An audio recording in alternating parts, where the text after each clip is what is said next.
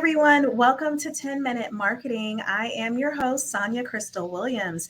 So, today I have the founder and CEO of Interactive Business Optimization Services, IBOSS, Lenica Stephen, joining us. She is an operations consultant. She runs an agency and a team that specializes in working with e-commerce businesses and partnering with them strategically to look for ways to improve their operations and enhance their business growth so that they can scale. So thank you so much for being here, Lenica. Thank you so So much. I want to start by digging in and really just talking a little bit more about how you even got into this space. So let's start there. Okay. That's always an interesting story. So I am what some people have dubbed former recovering corporate employee. Left my role as a project manager in 2018. What prompted that was I was coming at a point of I was getting to the edge, physically, mentally, almost like burnout. And initially started with needing a break and Yeah. started helping, seeing like people I knew who had small businesses and started helping them on the side, like kind of like with like admin stuff and all that, and just mini projects, and just realizing I really love this and I love being able to help small and medium businesses because it's to me a different vibe than corporate a bit. Yeah. And so looking at my skills that I've grown over those 13, 15 plus years and helping small businesses, I started to go, okay, well, why not iBoss? Because I had named the business because it was on the side, when I looked at returning to work full time. And then I essentially, gave myself some time to ramp up, and I made the decision to move over to helping small and medium businesses and starting my own small business. And what made me go into operations is when I was helping with projects and the like, I realized that operations is a foundational base that a lot of people didn't necessarily have or were knowledgeable about because they were so busy doing their product or their service and bringing in the sales and doing their marketing, that to me, once that's in place, or at least getting there, it helps with the growth and the sustainability of the business. So I really, really became passionate about making sure that these small businesses can be sustainable as they're bringing in the business through, you know, the great marketing and sales that they'd be doing. So that's what's kept me in the operations space, and that's where I've grown over the past 5 years. Wow, very cool. 5 year journey. And your journey of how you got there. On a few of these episodes, I hear those similar journeys, like that burnout from being, in that corporate world and then beginning to shift. For you, as you started to make that shift, just curious from a personal standpoint, like, um, how did that impact like your entire life and well-being as you started making that shift into running your business? Mm. It was, how did I make the shift? Okay, well, how did I first make the shift? I had to, what I'll say, have a conversation with myself. Mm, I kind of had to go, okay, like this is a different world. But initially, actually, entrepreneurship was always a dream of mine. It was always I believe it was always in my blueprint and in my DNA because I knew the word from like the age of 7, and I just mhm. knew it fit. But then I went the corporate path because that was the thing to do. Yeah. So I realized that my entrepreneur owning a business was always a someday, not a date in. I didn't have a one day, And Yeah. so when I made that decision to actually give this business a go, it brought up a lot of personal like development stuff. Like I learned a lot about myself, and I'm still learning a lot about myself in this journey. Just in a lot of different ways, personal and business. And so the shift I had to make was realizing, um, I got to do it for myself, but not necessarily by myself. So I got mentors. Good I one. went into community, joined masterminds. I kind of like needed to be around people that were in this environment. So that helped a lot.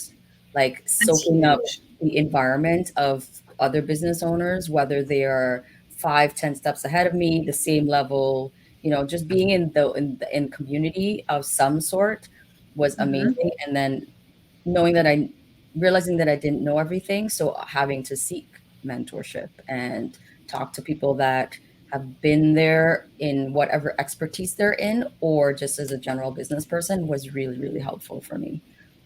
Aside from That's just huge. learning. Yeah. Because I think a lot of business owners kind of will start a business and then be on this island, feeling like they have to do all. So it's very powerful. The statement you just made, like, right, I'm in business for myself, but I don't have to be by myself. And you went out and sought the resources to help grow you and nurture and facilitate you, especially for something that's new. Um, so let's shift back to talking about the operational side of things because and particularly with e-commerce businesses, with that being a focus of yours, like tell for those of us that are not in the operations world in Hmm. plain language, like what does that look like when you're engaged with a client in terms of the kind of things that you are helping them scale or figure out when it comes time for sustainable growth? Particularly for e-commerce, because they're focusing on building, developing, or buying their product and then marketing it to the world, Mhm. essentially. There'll come a time where I guess what the good problem is that maybe through their marketing and sales efforts, that business is rolling. Yeah. Product sales are coming, and what have you. So then the question is, if your marketing and your sales is working, that means you'll get sales, which ultimately leads to money and profit. Now the questions become: do you have team, or do you have enough team, or the right team, or support in order to sustain the growth that's coming? Have you thought about if you have enough product? Looking at the sales that you have, um, Hmm. do you have the necessary efficiencies in your business to be able to get that product out to your customers in time, through quality, what they have, what they need. That's a big one too. It's because more of the time, more often, it's inventory management, order fulfillment are the two biggest things that a lot of businesses are concerned about, and making sure that there's a way to make sure that that's efficient and sustainable is the thing. Because if you're used to making a product that takes 5 days and now you're getting sales that people are wanting it, do you have sustainability to make it over 5 days, or do you have to now change how you create the product, where you Hmm. source the product? All those things are not coming into play because um, you want the client experience to be great or even better, because now you're getting all this notoriety because of maybe the marketing and sales that you've done in the front end.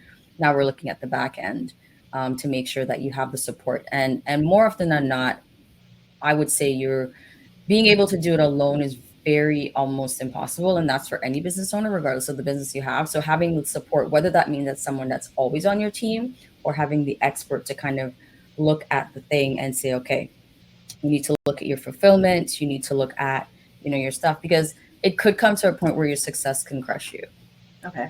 if you're not careful, right? Mhm. Like, success is a good problem to have, but if you're not careful and not ready for it, you could fall under the weight of it. Yeah, it's like you have to get through the growing pains of having a business Yeah, and making it through that awkward stage to be able to grow up and yeah, carry on. So yeah, I mean, you hear about businesses not being able to sustain, and it sounds like it's for that very reason you just said. yeah. So it's like, once all this great stuff in the front end is working, are you ready for the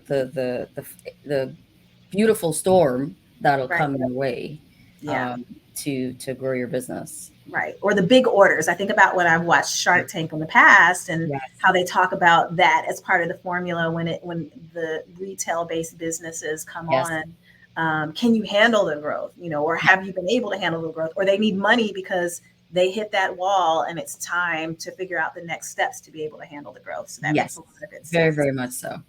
Wow.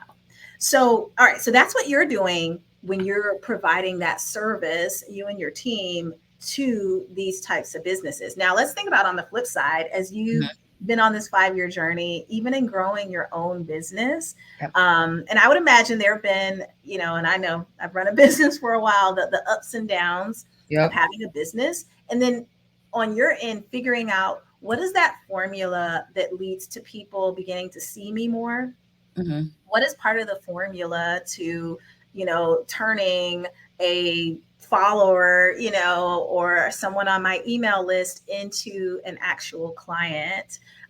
So out of curiosity, Lenica, like what are some of the things that you think have helped you along the way with just making IBOSS more known?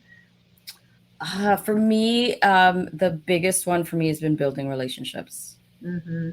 It's been like because when I first started, I wasn't going down the bigger path. A couple of reasons because I felt like, oh, I don't want to be like, out there seeing. So I was more comfortable at the time with one-on-one conversations. Okay. So building relationships, and I still am. I do love the one-on-ones, but I'm out doing more.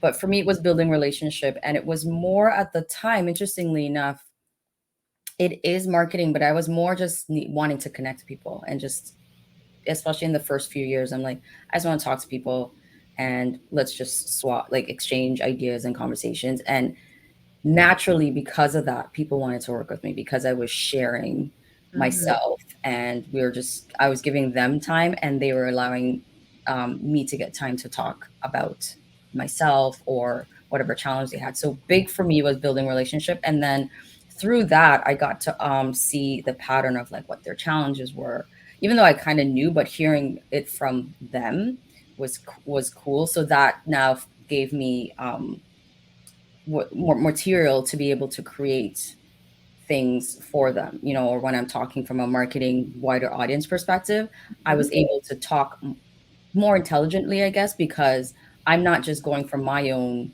guesses or like supposition to, I've talked with these people, I've worked with these people, these are the things that they're saying is their challenge. So these are the things that is out there. So Yeah. that's where I started, was just one-on-one relationship building. Was, I guess, relationship marketing was my thing. It still is. And then went out to doing speaking engagements as well, to talk to people. And yeah, that's been my main piece is just one-on-one, and then just looking at the words I use in anything that I put out there because of having those conversations. Okay. So I'm hearing like if we were to break this into marketing terms, and even for those of you listening, thinking about like how do you present yourself, whether that's in person or as Lenica said, like you did the research first of all Mhm. in those relationships in understanding some of the challenges that those business owners were faced with from an operations standpoint, and Mhm. then you said you use the words so that those messages. And I guess for you, when you use those words and then it's time to deliver them to people in an online setting, like where are the places? Is it, hey, I use those words on my website or my email, or I have this really cool Instagram or LinkedIn? Like where do you find yourself being able to now take that message and package it? I've been LinkedIn has been one that I'm really getting more into now personally. I've, I'm starting to. I wasn't not enjoying it, but I gave myself a complex about it, so to speak. Instagram was one that I was using quite a bit as well, and then again I took that more into conversations that I was having. So when I went out into events, I was no longer shy about Yeah. having bigger conversations because I've gotten a lot more like succinct and direct and understanding of the issue of their challenges, or how I could bridge the conversation to start to learn more about that. So that was it for me. It's more I don't consider myself a big social media person, but understanding what they could be talking about on there was huge for me. And then Mm. when I went to events, whether it's virtual or in person, I felt better in the delivery of what I was saying. Yeah. So more confidence coming from a place of like, hey, I know this person or profile of who I'm really trying to speak to. And that gives you the confidence. And I think that's a really great point because the idea, and here's another thing too, you use the term like you were building relationships, you were relationship marketing. Some people say, hey, I was networking. That term networking can sound really scary Hmm. sometimes. I know for me in the beginning it was. I was like, I don't know how to do this. What am I supposed to do? What do I say to people when I go to this event? Yep. But on the flip side, if you do kind of ease back a little bit and get out of your own head and think of this as this is just all about building relationships and what can I offer people, then that gives you a big opportunity. Yeah. How have you found when you are looking for those people to get in relationships with, how do you find those people, whether it's an in-person setting or whether it's a virtual setting? How do you find the spaces to Mhm. meet people that are potential clients for you? Well, first few years, it started with where I would be interested in going to. Hmm. Just like I started, these would be interested in I where it was a multi, what I'll say, faceted type of business owners, right? So not just people in my industry for operations, because they would more be connections, not clients. Yeah. Now I've started. I actually ask my clients, where do they go? Mm. Right? Like now I have a client base. I'm like, okay, where are you guys, what kind of conferences are you looking at? Like, is this would this be interesting to you? Yeah. And ask them that. And then I would be like, okay, got it. And so I understand that more. I've even gone down the just research. These are the where do e-commerce businesses hang out, or where, like, conferences and things. So just went straight to the Google and Yep. did that. But then I just asked, where are they going? Where are they hanging out? What kind of things would they be interested in attending? And understood that piece. So showing up where they're likely to show up has I been think a this is such a simple approach that anyone can do, but it's to your point, like really approaching it mindfully and thinking about what do I want out of this and how do I find these people and asking the right questions. I mean, that's kind of what I'm hearing you say too, just yeah, figuring out the right questions to ask your audience. That yeah, helps you package it. It also helps you figure out this is where I need to position myself in the yeah, process. So I yeah, love that. yeah. So you show up as an expert in those spaces too, right? Yeah. Being a good listener, I think, has also been a great help. And that's what I would tell anybody. Like, I find for me, listening more than talking was huge, Mm-hmm. because Yeah. people will say a lot more than you're expecting, and then you could take that and then just, you know, take and use it how you need to. Yeah. People will give you a lot of information if you give them the opportunity to. Yeah, very much so. Well, very cool. So I'm gonna ask a few other questions. We're gonna go into our lightning round as we kind of Okay, start to wind down. okay. So for fun, just to get to know you a little bit better, Lenica, where do you like to vacation? Ooh, um, anywhere with the beach. I don't have a specific, like, I'm originally born in the Caribbean, and Mhm. it's not for that reason, but I just love warm and beach and water. So anywhere there's sand and the sound of the ocean, Yeah, that I love. I love I it. just, yeah. So that's my spot. So Yeah. point me in the direction of a beach and I'm good.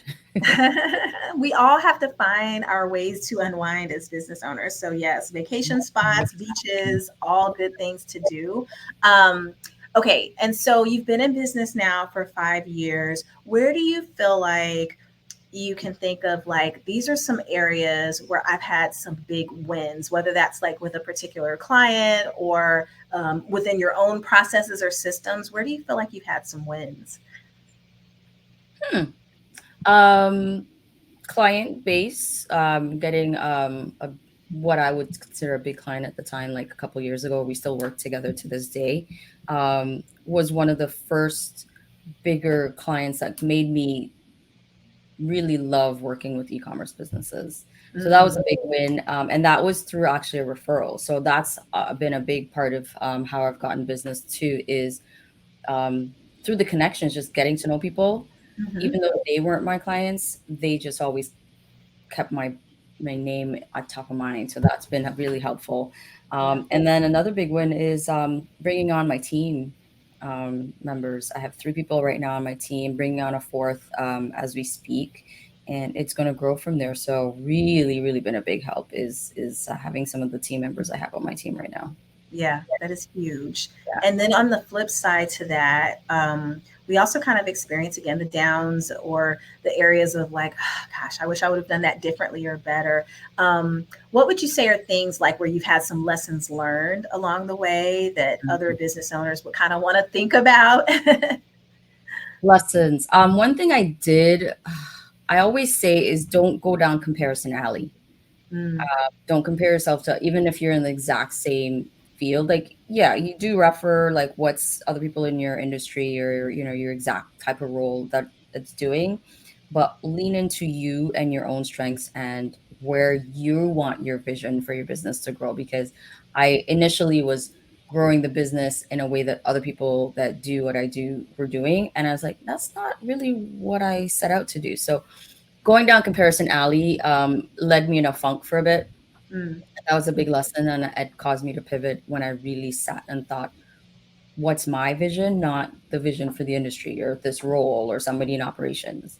That's yeah, been a big lesson for me. And then just don't be afraid to ask for help yeah. sooner rather than later. Hmm.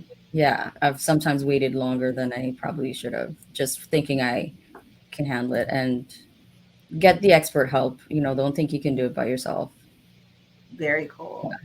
I think we're going to stop right there. That's just like sound advice that I hope everyone's listening to, Yeah. that you can walk away with. I picked up so many great themes and some of the things that you said, but that's a big one. Just like, don't wait to ask for help. Yeah. Because again, you don't have to do this alone. No. So I want to thank you for being here, Lenica. How can people find out more about IBOSS and find you and stay in touch? Yeah, sure. So you can reach me through, just find me on LinkedIn, Lenica Stephen. I'm the only one there that has that name. And also through Instagram at Interactive Boss is the ID. And then my website is also interactiveboss.com. Those are the three places you can find me, and I will engage and answer questions there very readily for anybody. Awesome. So I hope e-commerce businesses, you all are paying attention so you can reach out to Lenica and learn how to scale and grow with her as a strategic partner. Thanks again, Lenica, for being here. For everyone else, until next time, thanks again. Thank you, everybody.